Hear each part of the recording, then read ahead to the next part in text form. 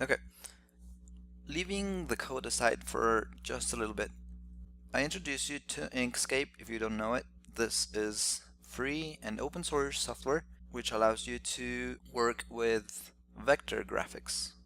So you can tell the interface is not that modern. It's not like Sketch or Figma or whatever those tools. Um, I've used it in the past and I feel very comfortable with it. Plus it works just like Heartbeat on the different platforms in Linux, in Mac OS, and in Windows. So let's get started with the icon. Okay, so I usually don't really work inside of the page, or yeah. What I do is I create my stuff somewhere else. So I had already prepared this to save a little bit of time.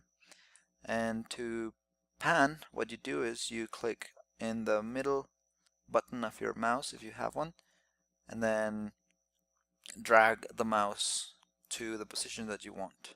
So that's what I'm doing right now. Alright? Okay, so moving on. You'll see that I prepared a color palette, and this set of colors can be found on the material spec. So these all are colors that I picked from there. I'm also using this heart shape that I already had prepared. So what I want to do is I want to duplicate this image um, 1, 2, 3, 4 times, and a fifth one to create kind of a drop shadow there. Alright, so let's try and do that. I'm going to duplicate the heart, and then when you click on your path or your object, you'll notice that these anchors here change. So this is for kind of skewing the image.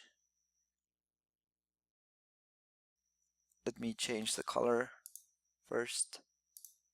There you go.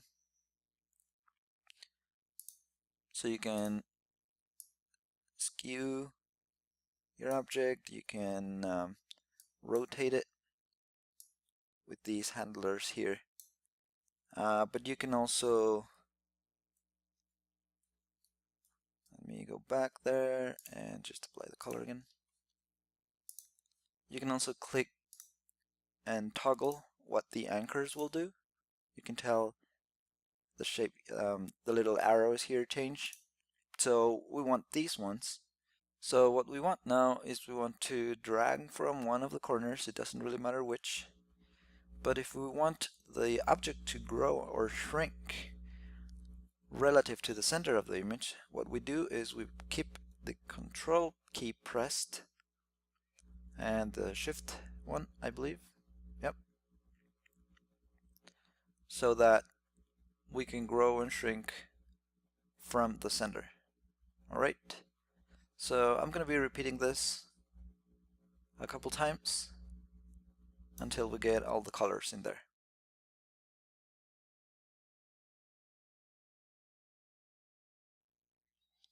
Okay. So it kind of looks like the original one. And now we want to have a little, like a drop shadow here. So let me shrink this a little bit. And bring up the fill and stroke panel, or dock as they call it here in Inkscape. And you'll see that there's a blur setting here that you can change. I'm gonna be changing that, and you can tell that the drop shadow is appearing. Let's do something here. I'm gonna grab all of these and I'm gonna group them. So now I can move the topmost image and change its position. So what now? What if I wanted to change the shape again?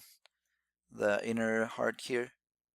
Well, I could ungroup the whole thing again, or I can keep the group together and double click to get inside of that group, if that makes sense.